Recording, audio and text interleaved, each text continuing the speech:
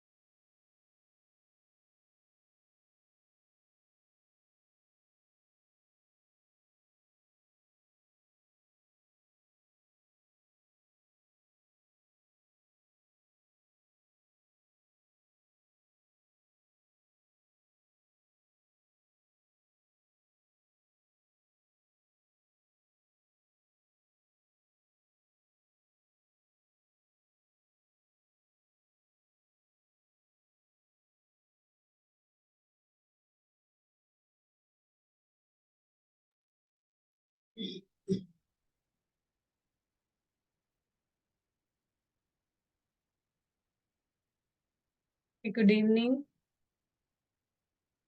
Okay, let's start a session.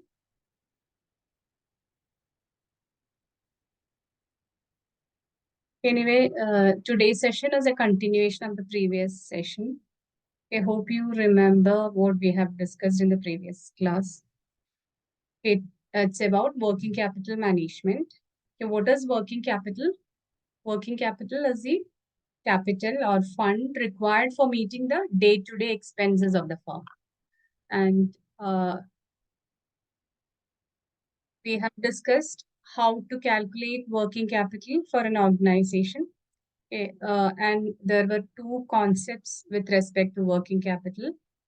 I hope you remember that. We have discussed about net working capital concept and gross working capital concept. What is gross working capital? Gross working capital is the total of all the current assets. And net working capital is the difference between current assets and current liabilities. And we have discussed the concept of current assets and current liabilities also in the previous class.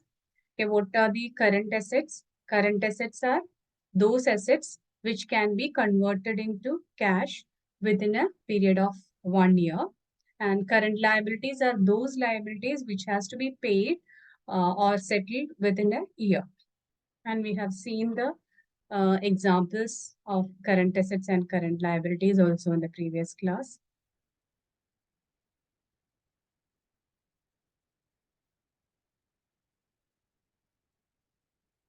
Okay, these are the examples of current liabilities, and these are the examples of current assets. All these things we have discussed. Then you know how to prepare a balance sheet and how current assets and liabilities will appear in the balance sheet.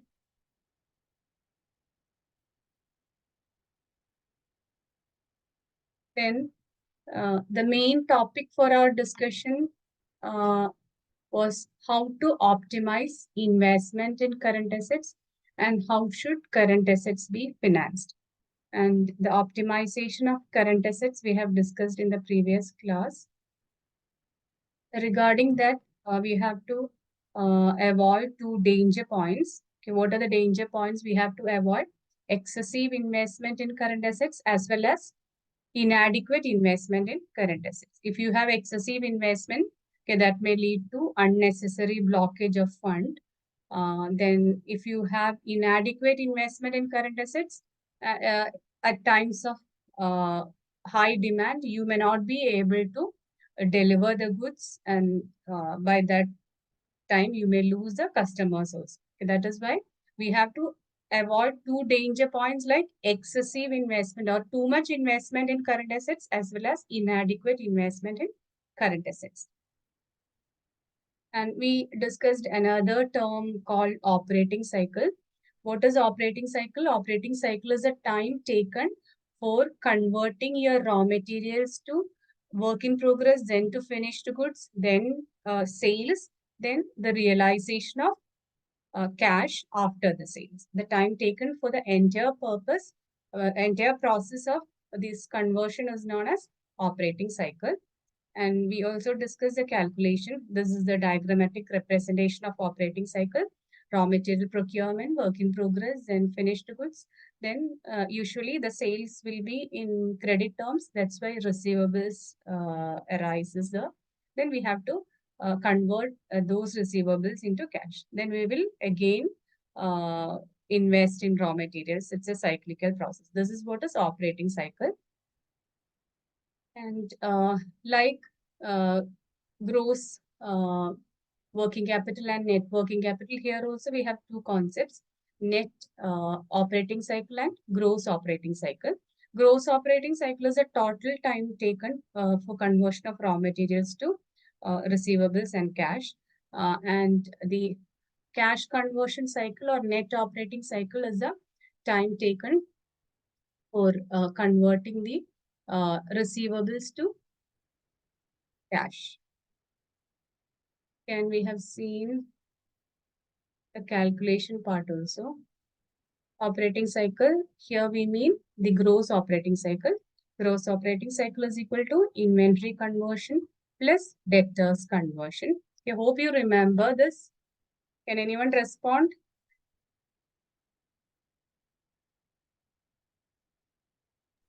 Yes, ma'am. Okay. And here inventory conversion period can again divided into raw material conversion, work in progress conversion, and finished goods conversion. Then you can add debtors conversion period to that. Then you will get gross operating cycle. Then how will you get net operating cycle? From this gross operating cycle, you can deduct credit conversion period or payment deferral period. Then you will get net operating cycle. Then hope you remember these calculations.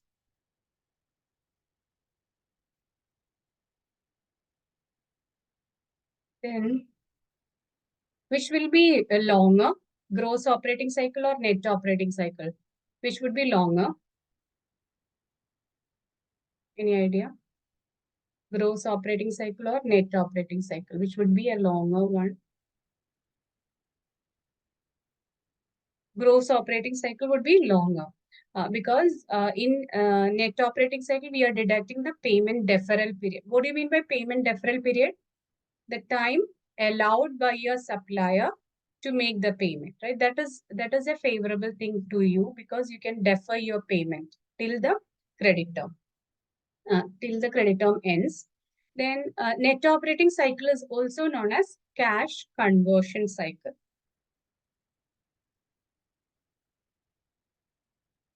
And okay, let us discuss. We are continuing with the concept. What is a good cash conversion cycle?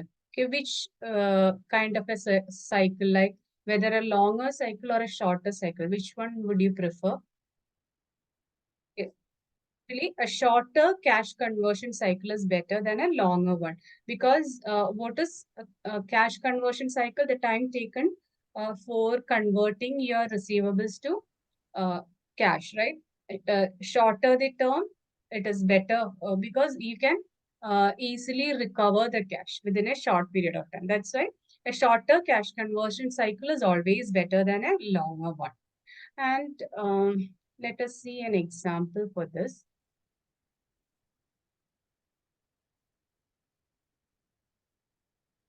Okay. Okay, before going to the example, let us go through a report by JP Morgan. It's a consultancy firm. JP Morgan's 2020 Working Capital Index.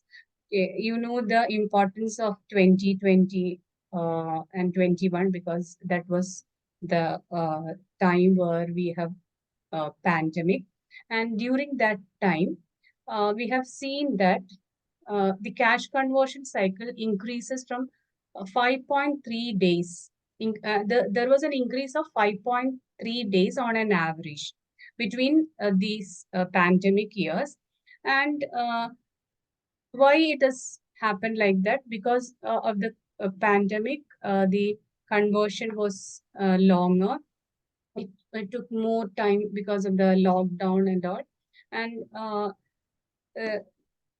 we cannot take a decision based on the single figure. If you have a cash conversion cycle of 20 days, and with that figure only you cannot take a decision whether it is a good cash conversion cycle or a bad cash conversion cycle. What you have to do is you have to look at the industry figures, average. Unless otherwise you compare it with the industry, uh, you cannot say that your 20 days cash conversion cycle is whether good or bad. So that you have to compare with the industry average also. And during this COVID pandemic, we have seen that on an average, there was an increase of uh, cash conversion cycle because of the lockdown and all. Okay, so that uh, uh, at every point of time you have to discuss it with, or you have to compare it with the industry average. And let another example, right? We'll come back to this later. Okay. Here ഈ you can see a table, right? Hope my അലക്സിന്റെ ഇതില് ഇത് വന്നിക്കണോ stuffing uh, can you please put it on mute? പണ്ടത്തെ പോലെ ഓർമ്മയുണ്ട് Okay. Hope you can see an ബില്ലോടെ example of ബില്ലോടെ LN. Can I continue? Okay. Let us see an example between L&T, Larsen and Tubro versus Future Retail. And you can see cash conversion cycle as a negative figure. Is it possible to have a negative cash conversion cycle? What is cash conversion cycle? Cash conversion cycle is the net operating cycle. Net operating cycle is the difference between the gross operating cycle and the payment deferral period, right? And will you get a negative figure? Is it possible to have a negative figure? Any idea? You want to see the example we have done in the previous class? I'll show you the calculation of net operating cycle. What is net operating cycle? Hope you can see the slide. Operating Ma'am, calculation. Yes. you cannot see other slide. You see only one slide. This is freezing on current liabilities and financial statements. Only this Okay. Okay, it's not moving. not moving, yes. Oh, okay, okay. I'll share it again. I'll stop it now and share it again. Please wait.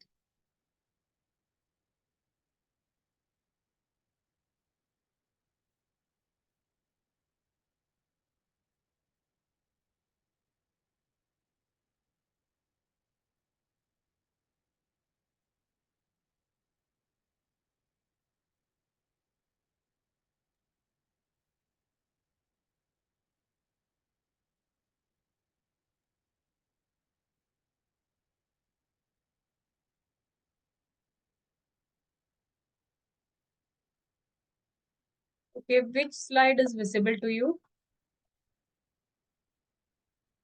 Which slide is visible? Yes, yes, ma'am. Now you can see the calculation, right? Which we have discussed in the previous class. Summary of Yeah. operating cycle calculation. Yeah. You just go through this calculation, then we'll have a discussion of how negative cash conversion cycle is possible. Okay, how you will get net operating cycle or cash conversion cycle. Net operating cycle is also known as cash conversion cycle. Okay, how will you get that? Okay, you have to first you have to find the gross operating cycle. How will you get the gross operating cycle? By adding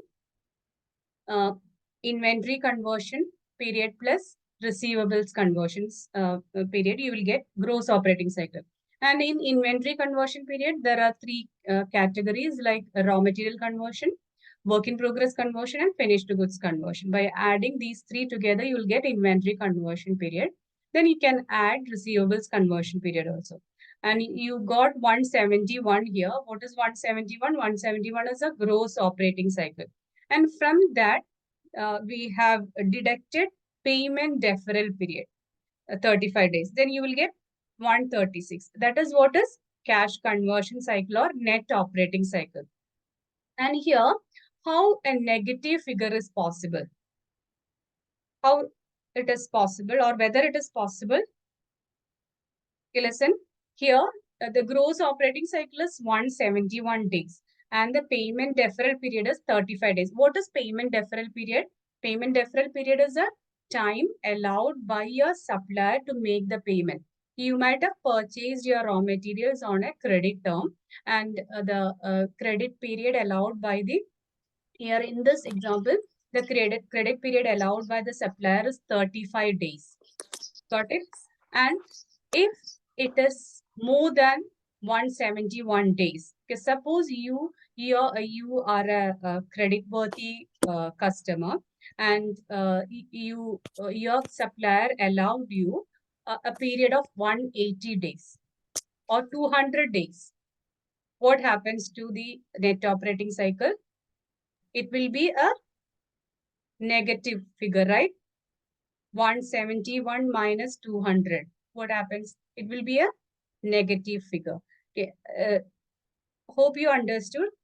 A negative cash conversion cycle is possible if you get a credit period which is more than your gross operating cycle. Is that clear? Can anyone respond? How will you get a negative cash conversion period? If your payment deferral period allowed by your supplier is more than the gross operating cycle. In this case, gross operating cycle is 171 and the actual payment deferral period is 35. But since you are a credit-worthy customer, they might have allowed you a longer period for making the payment. For example, 200 days. Then what will be your answer? It will be a negative figure, right?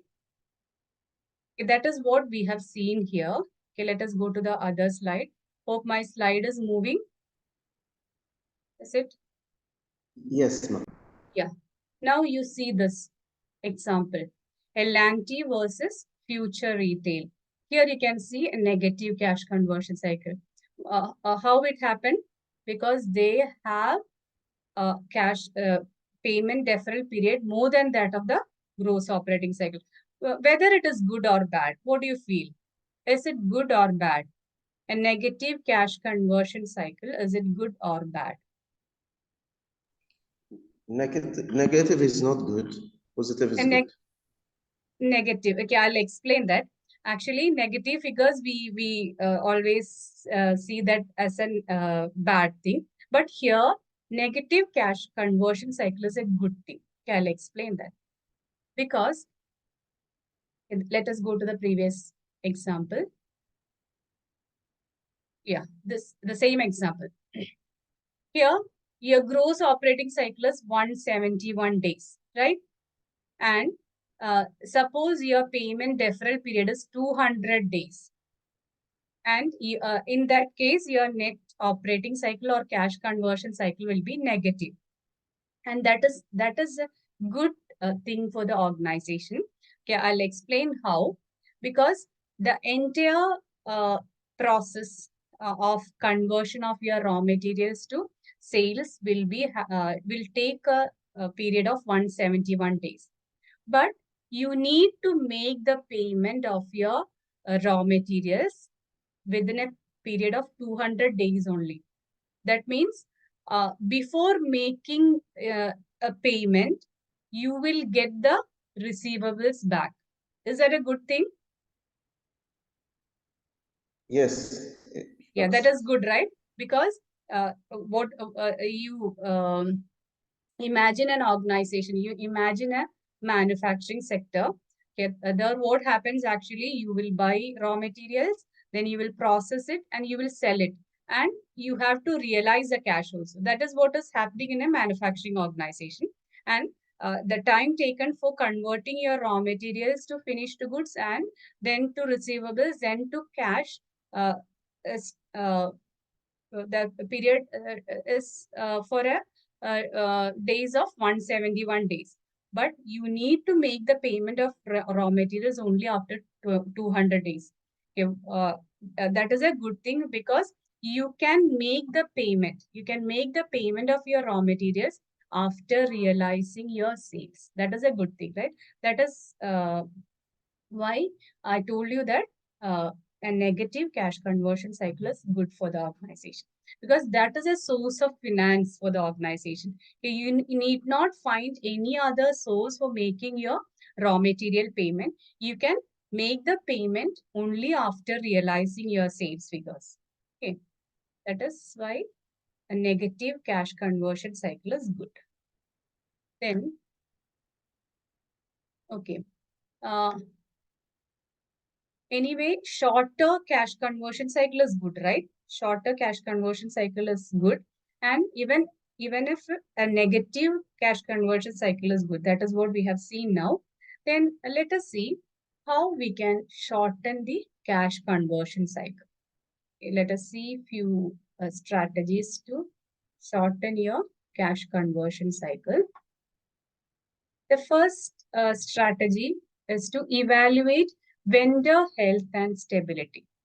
Okay, what do you mean by that? Vendor health and stability. Okay, you will be selling your products on credit terms, right? Then only you will get the customers. It is difficult to get the customer who makes the ready cash payments and all. Customers will always prefer to have a credit period. So that whenever you find the customer, you evaluate the health and stability, financial health and stability of that vendor, so that you can ensure that your vendor will make will make the payment on time. That is the first step. Then evaluate invoicing and accounts receivable process. Okay, if you are still depending on the physical documentation and all, you will not be able to make a shorter conversion cycle. Okay, so that what you have to do is you have to use the electronic payments. Okay, these days, artificial intelligence you can use. You can use the electronic payment system so that you can streamline the payment process and you can shorten your conversion cycle. This is the second strategy. Then you can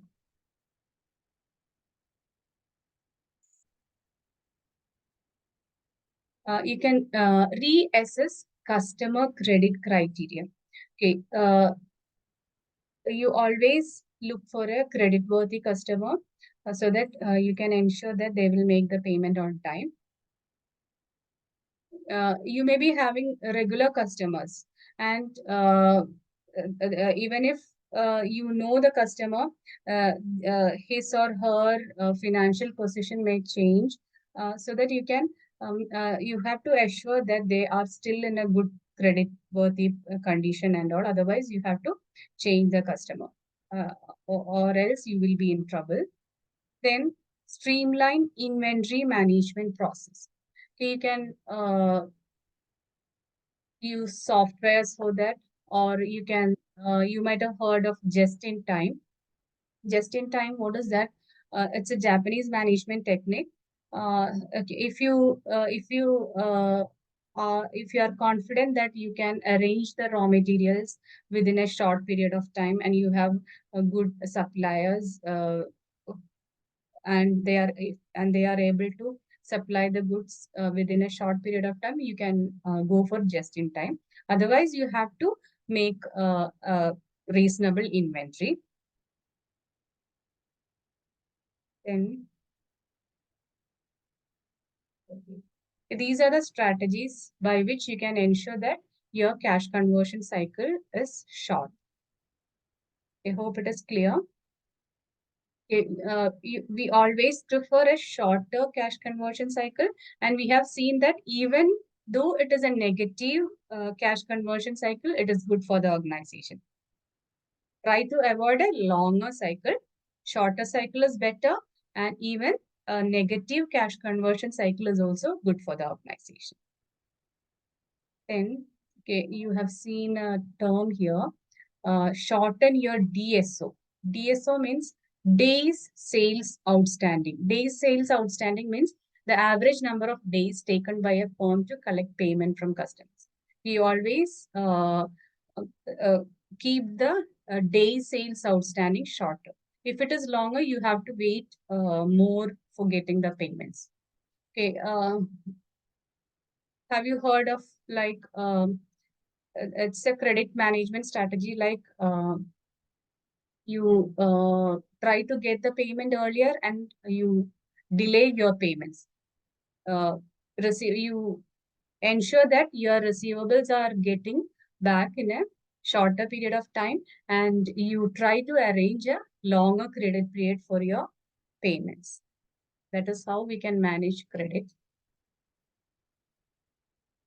Then, okay, this is also clear, right?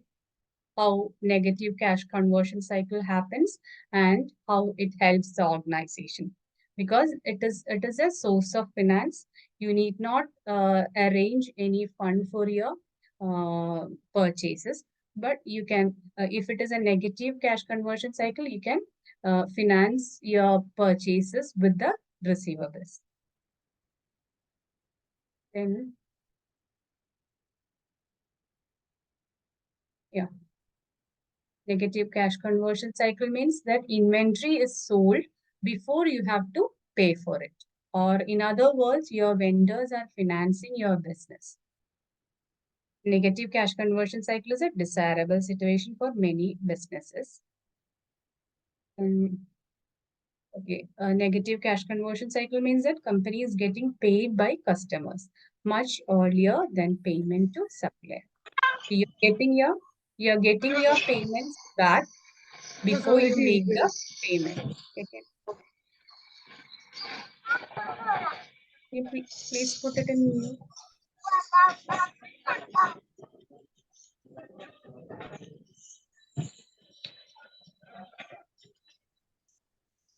Okay, let me continue. Let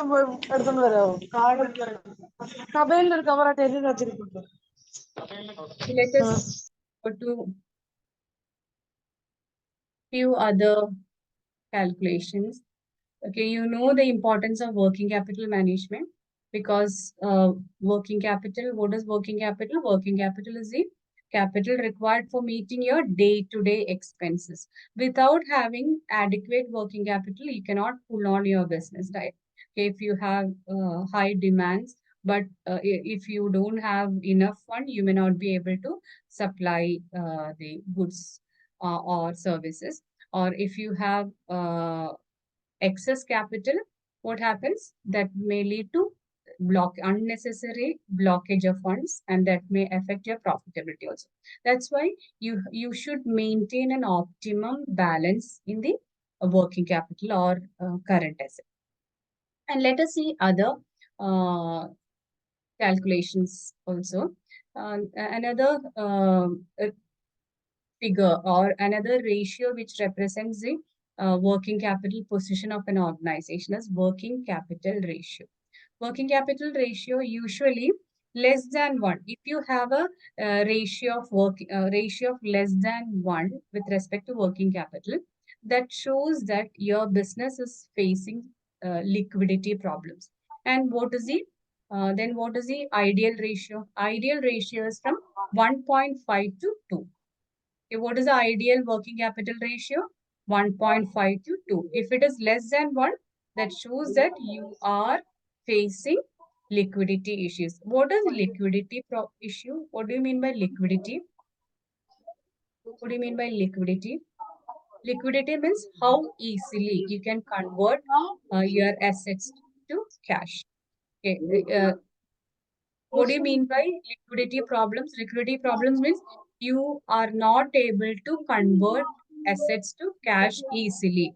That will create problems. And what is the ideal ratio? 1.5 to 2. If it is less than 1, it is bad. Post name MB. Post name and post BBA. Business. Bachelor of Business Administration. Can I continue? Then let us see another ratio which indicates the financial well-being or liquidity position of the organization. That is working capital turnover ratio. What do you mean by turnover? Turnover means how efficiently you are utilizing that fund. That is what is turnover. And we are talking about working capital turnover. How efficiently you are utilizing working capital. Okay, let us see how to find working capital turnover ratio. Working capital turnover ratio is the ratio between the net revenue or turnover of a business and its working capital. Okay, let us see an example. If a business is having an annual turnover of 20 lakhs and average working capital of 4 lakhs, then what will be the turnover ratio? Turnover ratio is calculated as the turnover divided by working capital. Here it is 20 lakhs divided by 4 lakhs. Then what is the ratio? 5.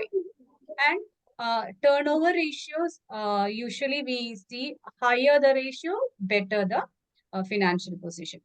Okay, that is how we calculate and interpret working capital turnover ratio. Here you got 5. What do you mean by 5? What do you mean by 5?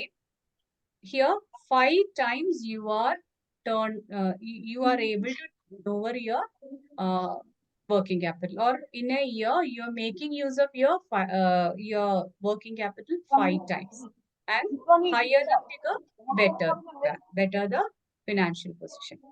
Hope it is clear.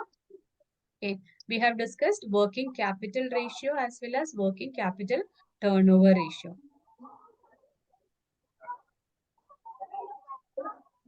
Then let us go to the determinants of working capital. Okay.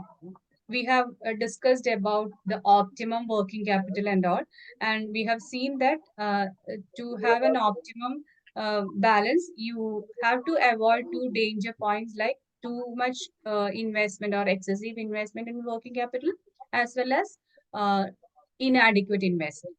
And let us see what are the factors affecting working capital. Okay, we have seen different kinds of businesses, right? And each business is having, or each industry is having its own characteristics, and we cannot compare one industry with another. We can compare within the industry, but with between the industry, it is not feasible to compare the working capital requirements, because the working capital requirement depends on the nature of the industry. Okay, let us see what are the determinants of working capital. Okay. The first one is nature and size of business. Basically, we have two kinds of business: trading and financial firms and manufacturing firms. Okay, how you can divide the industry or the business? We have trading industry and financial industry, as well as manufacturing industry. In your opinion, which industry requires more investment in working capital? Which industry? Trading, financial, or a manufacturing industry? Which industry requires more? Excuse me. Usually, trading and financial firm requires more investment in working capital. The manufacturing in the manufacturing industry requires more investment in fixed assets. Okay, like a department store. Let us consider a department store like Walmart. Walmart is Walmart requires lot of investment in current assets, because what is their business? What is their business? They purchase things and sell it to the retailers, right? Usually they will take things from the wholesalers and they will sell to retailers or individual customers. For that, they have to keep their working capital at a higher level compared to a manufacturing industry. Then let us consider production policy. Based on the production policy of the firm, the requirement in working capital varies.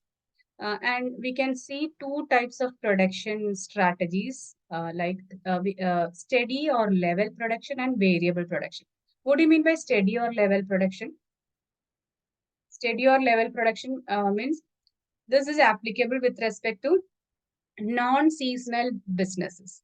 Non-seasonal businesses means they will be having steady demand for the entire period of the year. And for seasonal industries, we can see variable production, because for few months they may not be having much demand, so that they can vary their production according to the demands. Okay, for a non-seasonal industry, we can see steady or level production. For seasonal industries, we can see variable production.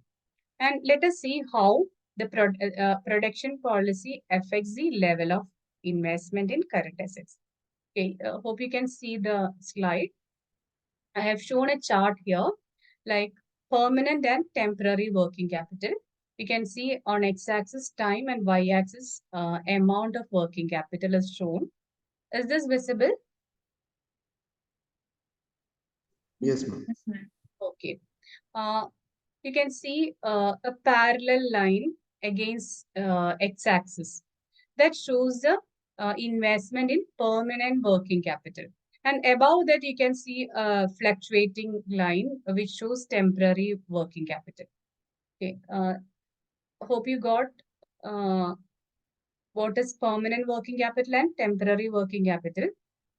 And for a non-seasonal industry, majority of the working capital is permanent.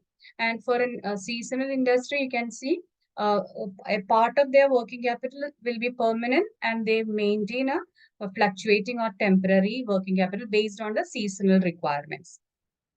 Then, okay, here in the next diagram, you can see permanent working capital is not a parallel line. It is going up. What do you get from this? Even though you require a permanent working capital, it need not be steady always, because your firm may be growing, right? If it is a growing firm, or for all the growing firm, the permanent working capital can also grow. Okay, you can see an upward sloping curve, right? Okay, in the previous figure, it was like a parallel line to the x-axis, but now you can see it is moving upward, sloping upward, right? Okay, it need not be parallel always or steady always. It can also, the permanent working capital can also grow according to the growth of the firm. Then above that, you can see temporary or fluctuating working capital. Then, okay, we are discussing about the determinants of working capital, right? Which all factors we have discussed? Size of the nature and size of the industry, and the financing option, right? The production policy of the firm. Okay, now we are going to discuss about the market demand and conditions. Okay, based on the market demand and condition, you can vary the working capital requirement. If you have high demand, you can keep your working capital at a higher level. And if you are facing some problems with the demand, you have to keep your working capital at a lower level. And how technology adoption affects the level of working capital. Do you have any idea how technology adoption affects? If you have a sophisticated technology, or suppose your manufacturing unit is automated, you can you can uh, you can ensure shorter working capital cycle, right? You can ensure shorter working capital cycle, conversion cycle, and in that case, you can keep your working capital at a lower level, because if you see that the demand is increasing, you can immediately provide the goods, because you are having an automated manufacturing unit. Based on the technology adoption, you can keep your working capital level. If you have a sophisticated and automated unit, you can keep the working capital level at a lower level. Or if you depend on manual processes and all, you have to keep the working capital at a higher level. Hope it is clear. And based on the credit policy also, you have to vary the level of investment in current assets. Okay, if you are able to enjoy a longer credit policy, you can keep your working capital at a lower level. Or if you are not in a good position, you don't have any credit worthiness, you don't have high ratings and all, you have to maintain higher investment in working capital, because yeah, even in the at the time of urgency, you may not be able to get the funds, so that you have to uh, keep the current assets at a higher level.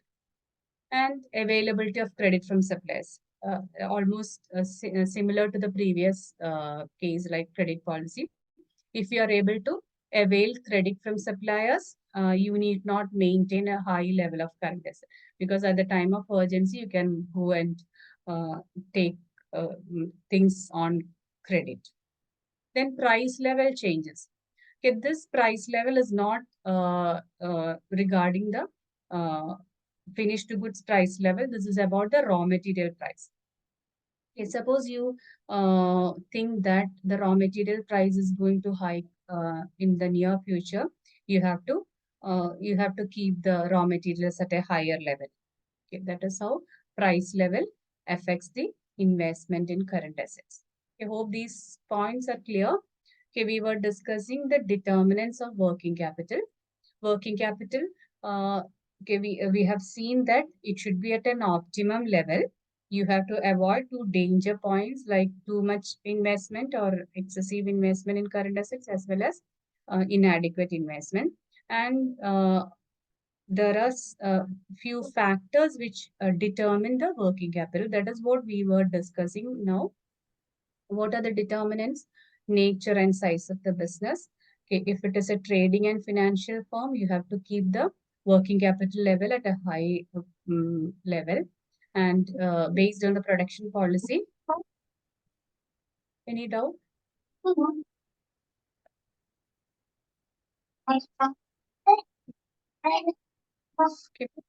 continue.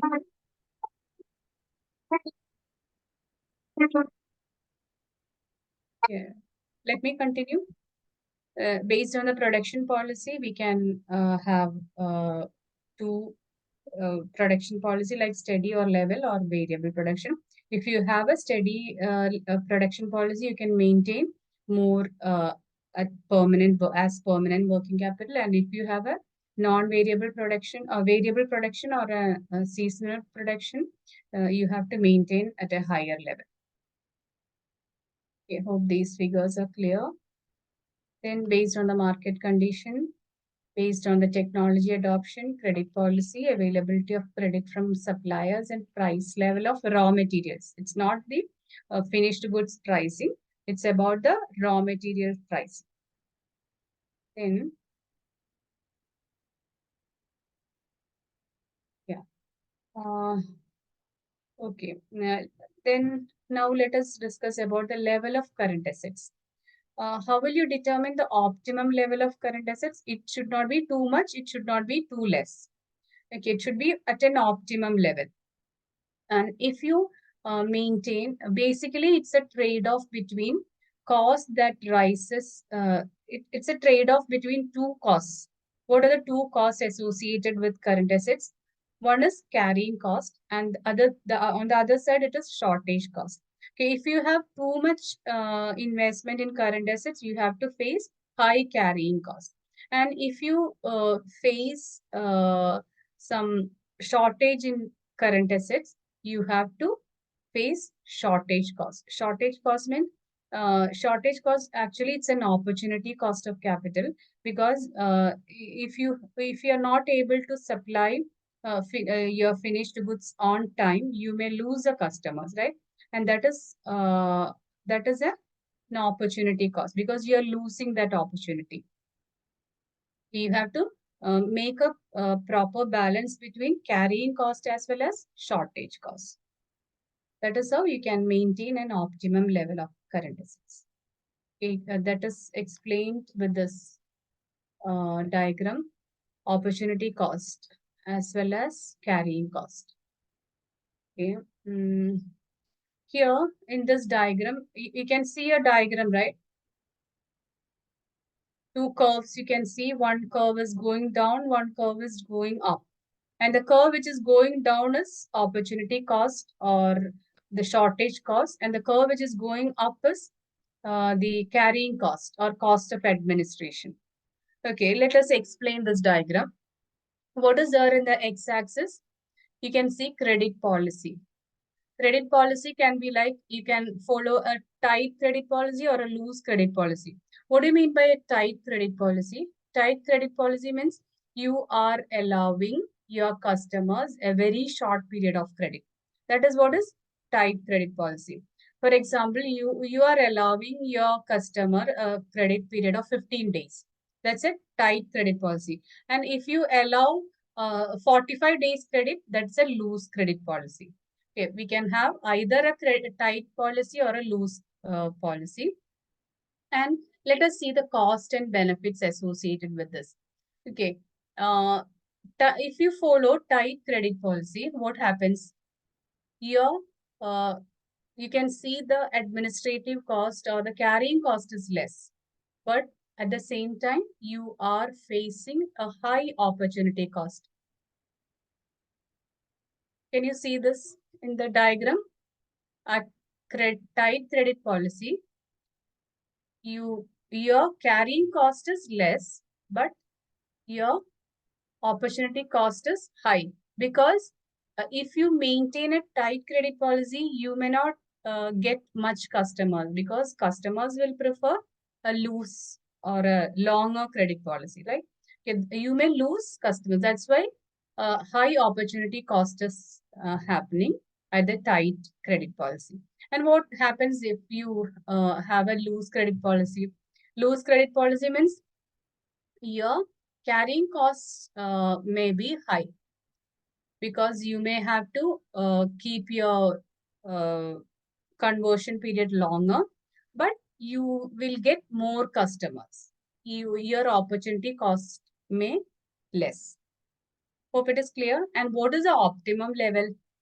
Optimum level is the point where these two curves intersect at point A, where opportunity cost curve as well as carrying cost or the administrative cost curve intersects. That is the point where you can have an optimum credit policy. Hope it is clear. Can anyone respond? This is clear, right? Yes. Okay, Yes, thank ma'am. you. Thank you. Then, yeah, let us see another example with respect to level of current assets. You can see three companies here, four companies. BHEL, Bharat Heavy Electric Limited, and GNFC. It's a fertilizer company, Gujarat Fertilizer Company, and Larsen and Toubro and Voltas. Okay.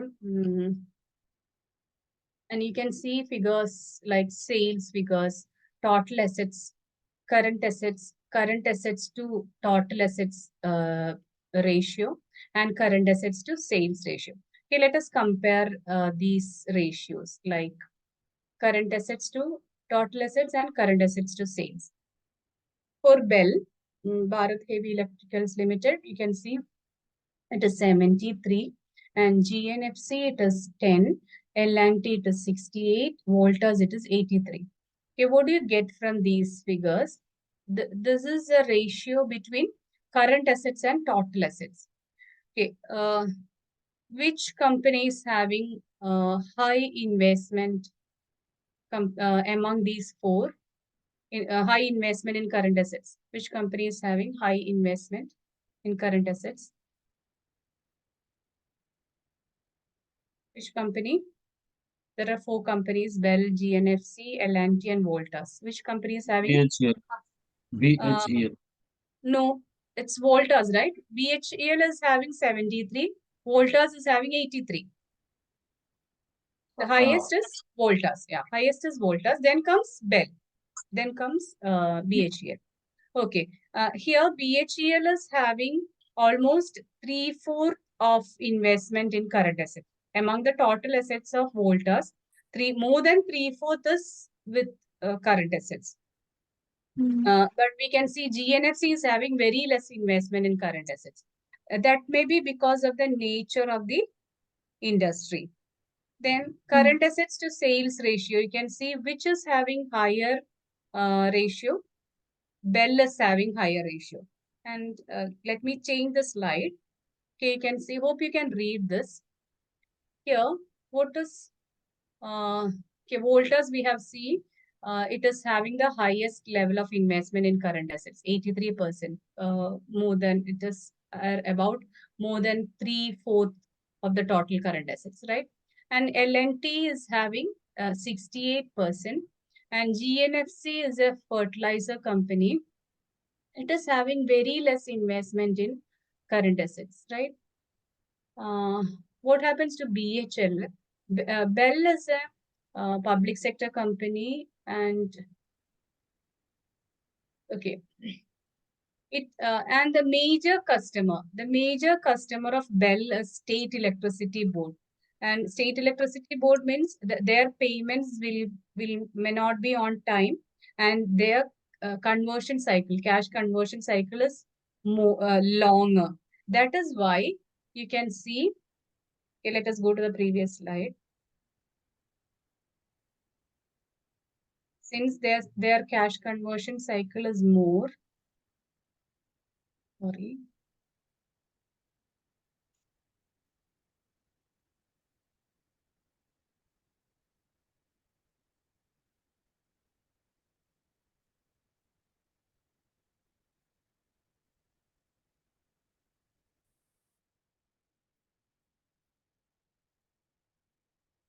Okay.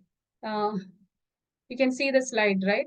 Which is having four companies, level of current assets and all, which we were discussing.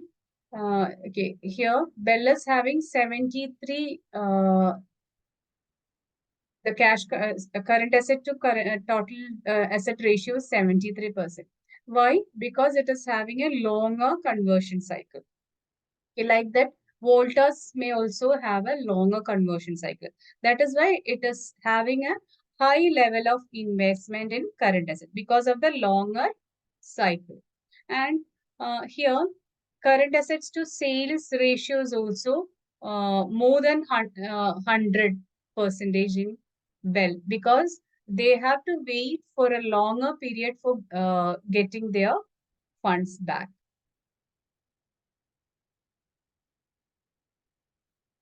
Then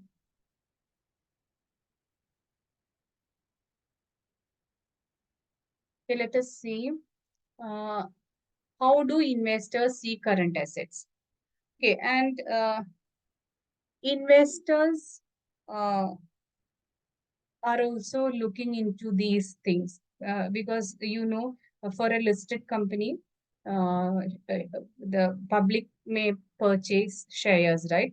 And if you are also looking for a company, you will also look into these things. Current assets, the level of investment in current asset is also a decision criteria for an investor. Okay, let us see that how they looks or how do they perceive the investment in current assets. Creditors and investors keep a close eye on the current assets account to assess whether a business is capable of paying its obligations. What do you mean by that? The investment, the level of investment in current assets shows the liquidity position of a firm.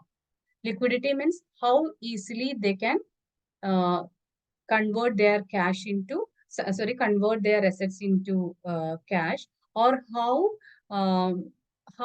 feasibly they can uh, make the payment of the obligations. Okay, that is why current asset is important. Level of investment in current asset is important for an investor also.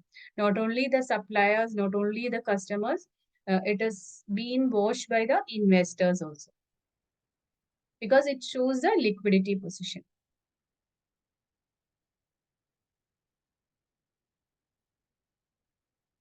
Okay, you know the importance of liquidity, right? And how do you measure liquidity?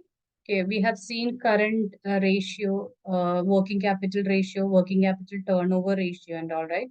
And there are similar to that, there are other ratios like current ratio, quick ratio, and operating cash flow ratio. Okay, you maybe might have heard about current ratio and quick ratio. Let us go through that quickly. What is current ratio? Current ratio is current assets divided by current liabilities. And what is the ideal ratio? Ideal current ratio?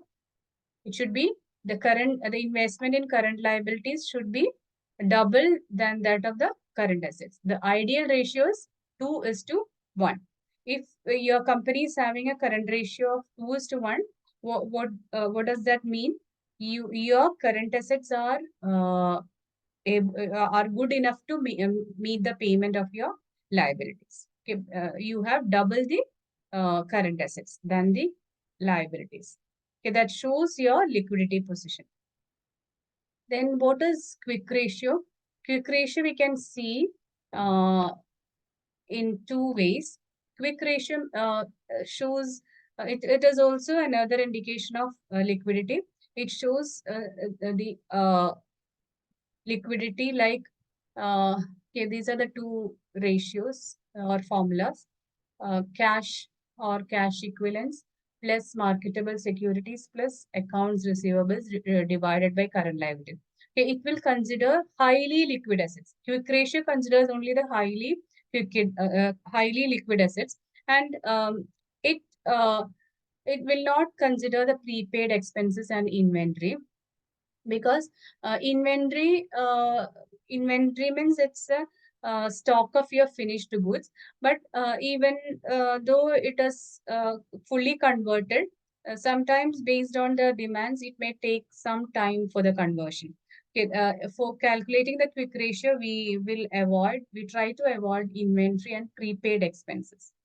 Okay. Quick ratio, we can see two formula here: C plus MS plus AR by CL, or current assets minus inventory minus prepaid expenses divided by current liabilities. And what is the ideal ratio? It is 1:1. It is also known as acid test ratio.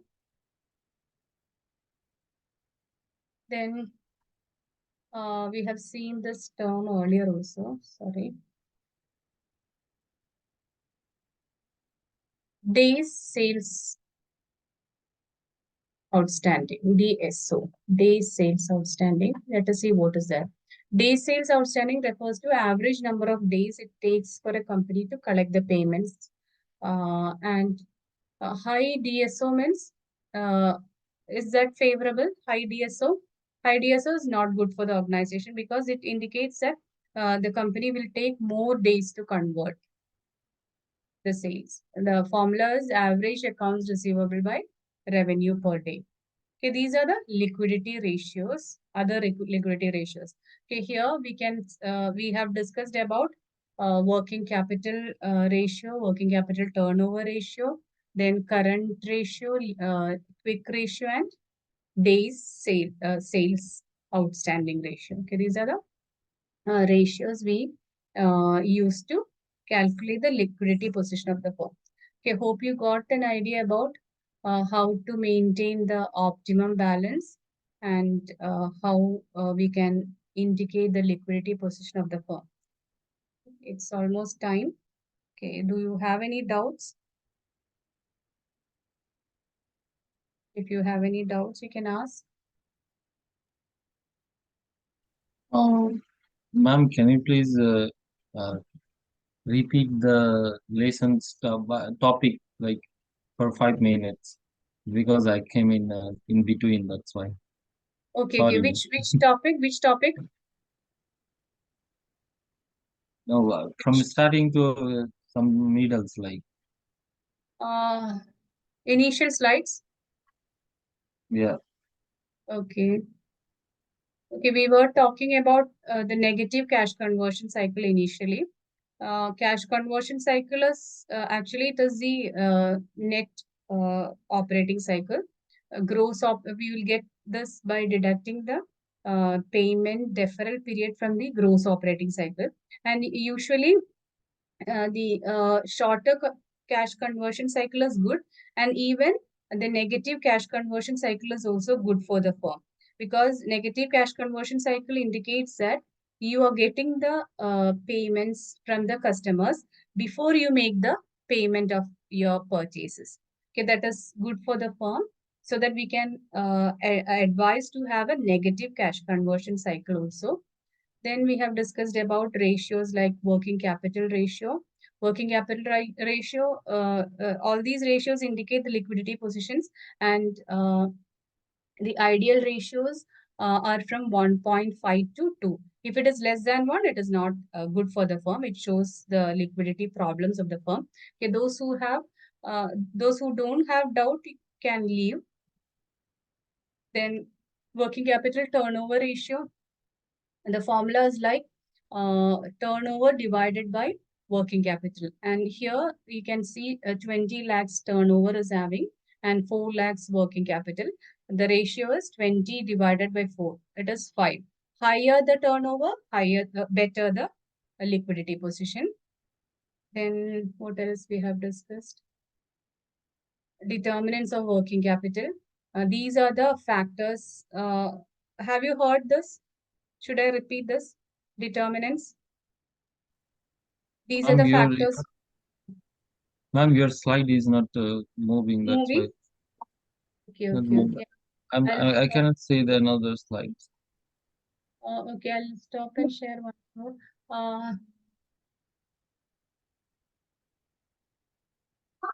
My name is Smitha. Yes. Yeah, Ali here. I just registered last week, so this is my first session. Can I get to know that is it for me also? Just Maria shared this meeting with me Okay. tonight. I have shared the previous slides. Can you go through that? Because I also joined. Could you please repeat?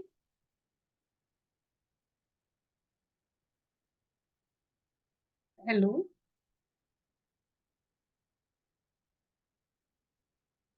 Hello. Can you see this? Yeah. Yeah, now I can see, ma'am. Yeah. You were there when I was discussing this determinants. Is this okay for you? Should I repeat? Miss Smitha, can I? Yes. Am I Yeah. audible? Am I Yes, audible? yes, please. Yes, please. Yeah, it's okay. I just started in the middle. My question was that is it for me also? I registered last week only, actually this week probably, and in BBA from Azteca BBA Computer Science. So is this Okay. for me also? This is the first one. Maria just shared me these slides. Maria just shared me this Okay. meeting link. Okay. Can you discuss this matter with the coordinator? Okay. All right. Okay. I'm not aware of that. That's why. Okay. Okay. Should I repeat this? No, ma'am, it's Okay. Then please go through the slides. If you have any doubt, if possible, we can discuss in the next class. Okay. Okay. Let me stop the session. Thank you. Thank you, ma'am. Thank you.